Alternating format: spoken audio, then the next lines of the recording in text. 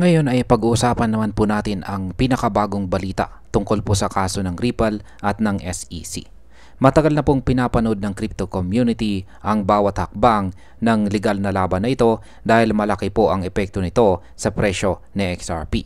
Sa pinakahuling developments, maraming misunderstanding ang lumabas tungkol po sa papel ni Judge Annalisa Torres at kung paano ito makakaapekto kay XRP. Kaya sa video na ito ay lilinawin po natin ang buong sitwasyon kasama ang mga reaction ng mga eksperto at community. Pero bago po tayo magpatuloy ay pakibasa po muna ang disclaimer dito sa ibaba ng ating screen. At ayan po, ang nakikita natin dito ay si Judge Annalisa Torres. At simulan po natin sa pinakaunang katanungan kung ano po ba ang sinasabi ni Steph is Crypto tungkol kay Judge Torres. Nag-post po itong si Steph is Crypto na maaaring magbigay ng final court sign-off si Judge Torres sa kaso ng Ripple. Ayon po sa kanya, kapag nangyari ito, posibleng umabot sa $5 ang presyo ng XRP sa maikling panahon lamang. Sa kanyang pananaw ay nananatili pa rin ang aktibong papel ni Judge Torres sa pagbibigay ng desisyon na makakaapekto sa trajectory ng XRP. Kaya ang posibleng epekto po nito sa market ay maraming investors ang na-excite sa ideya na may malaking rulings na paparating. Maring tumaas po ang demand ni XRP dahil sa speculation, pero ito ay base lamang sa haka-haka at hindi po sa aktual na legal na status. Ngayon ay ano naman ang sinabi ni Ginoong Mark Fagel bilang dating SEC lawyer? Ayan. Tumugon po itong si Ginoong Mark Fagel sa post ni Steph. Nilinaw niya na reminder, Judge Torres has nothing further to do with this case. Yan. Ibig sabihin yan ay wala nang bagong ruling na paparating mula kay Judge Torres at hindi po tama ang pag-expect ng final sign-off mula sa kanya. Kaya ayon po kay Ginong Fagel, ang kaso ay tapos na sa district level at ang appeals process ay independent na nang wala ng involvement ng judge.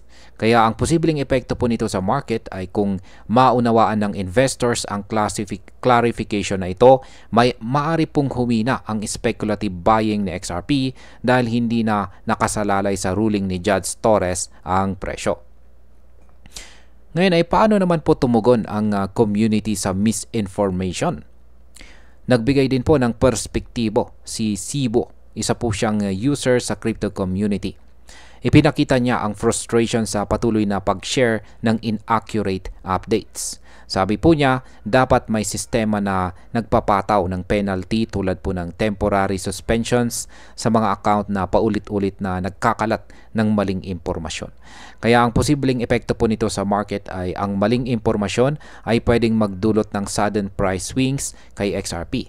Kaya mahalaga po ang tamang updates para maiwasan ang panic o false hype sa market. Ano naman po ang nangyari sa pinakabagong legal developments? Nito pong nakaraang August 15, 2025, nag-file po ang SEC ng kanilang status report sa US Court of Appeals for the Second Circuit. Ang filing na ito ay nag-confirm na parehong nag-submit po ng joint stipulation of dismissal ang SEC at Ripple sa kanilang cross appeals. At ayon po kay Attorney Bill Morgan, procedural lang ang hakbang na ito. Pero pwedeng magdulot ng short-term speculation na may final order si Judge Torres. Ang hakbang na ito ay formality lamang at hindi po nangangahulugang may paparating na bagong ruling. At ang posibleng epekto po nito sa market ay sa kabila ng formality, pwede pong tumaas ang speculation sa presyo ng XRP dahil po sa misunderstanding ng timeline ng kaso. Ano naman po ang kasalukuyang stage ng kaso?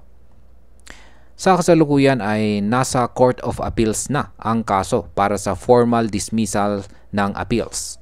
Ibig sabihin ang papel po ni Judge Torres ay tapos na at wala ng aktibong involvement sa kaso. Ang posisyon po ni Ginong Fagel ay malinaw. Ang speculation tungkol po sa bagong ruling mula sa District Court Judge ay hindi po sumasalamin sa legal status ngayon.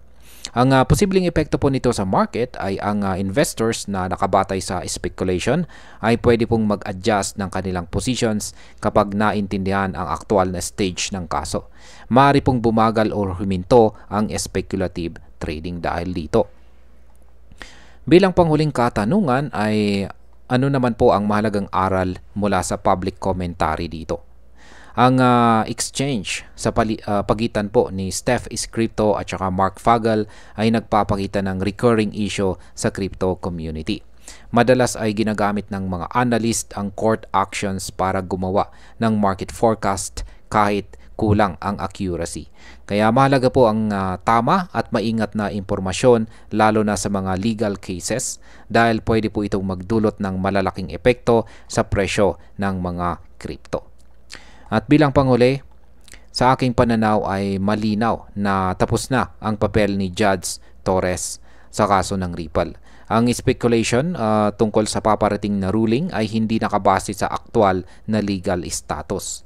Para sa market, ito ay paalala na mahalagang suriin po ang sources ng impormasyon at huwag pong basta-basta mag-react sa hype. Sa XRP po ay maring maapektuhan ng speculation pero sa katotohanan, ang presyo nito ay hindi nakasalalay sa district court rulings kundi sa aktual na market forces at iba pang mga developments sa crypto space.